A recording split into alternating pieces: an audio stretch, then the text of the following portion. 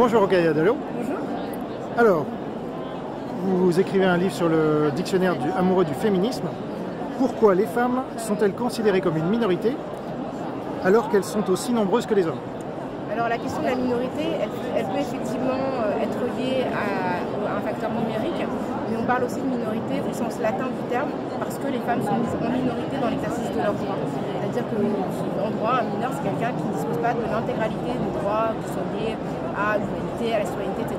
Et donc moi, je parle des femmes comme minorées, plutôt que comme d'une minorité, parce qu'elles sont minorées par le patriarcat et par le fait qu'effectivement, aujourd'hui, elles sont moins bien payées, elles s'effectuent la majorité des travaux domestiques, elles sont moins représentées dans les sphères de pouvoir, etc. Et évidemment, c'est important, elles sont victimes de violences sexistes et sexuelles qui sont endémiques et qui, effectivement, les mettent dans une situation de minorité. Alors, autre question, les métiers où les femmes sont favorisées, comme la magistrature, doivent-ils être régulés pour plus d'égalité hommes-femmes? Alors encore une fois, je pense que c'est important de s'arrêter sur le numérique parce qu'effectivement les femmes sont plus nombreuses dans la magistrature, mais quand on regarde les postes de pouvoir, on voit que même si les hommes sont moins nombreux, proportionnellement, ils restent mieux représentés dans les espaces de magistrature qui sont, on va dire, les plus prestigieux, et notamment dans les grandes cours administratives, etc., etc. Donc je pense qu'il faudrait faire une observation à la fois quantitative et qualitative pour se rendre compte que les femmes ne sont pas si favorisées que ça.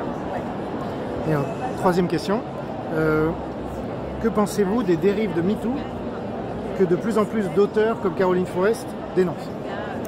Alors pour ce qui est de cette autrice, son livre a été fact-checké par des personnes qui ont identifié un certain nombre de contre-vérités et le texte a été signé par une centaine de féministes qui dénoncent justement des propos mensongers, diffamatoires, qui parfois portent atteinte à la vie privée de certaines personnes qui ont justement dénoncé les violences sexistes qu'elles avaient subies étant enfants. Donc moi je crois que c'est un mouvement réactionnaire, malheureusement c'est un mouvement de réaction par rapport à une libération de l'écoute, plus que de la parole des femmes, parce que aujourd'hui pour moi ce qui reste le plus grave et le plus prioritaire, c'est que toutes les 7 minutes il y a une femme qui est victime d'une agression sexuelle ou d'un viol, et très très peu de ces agressions sont punies. Les enfants aussi en sont victimes, et je pense vraiment que c'est compliqué aujourd'hui d'entendre qu'il y a des dérives quand finalement il n'y a pas... Enfin, les sanctions sont très peu nombreuses encore.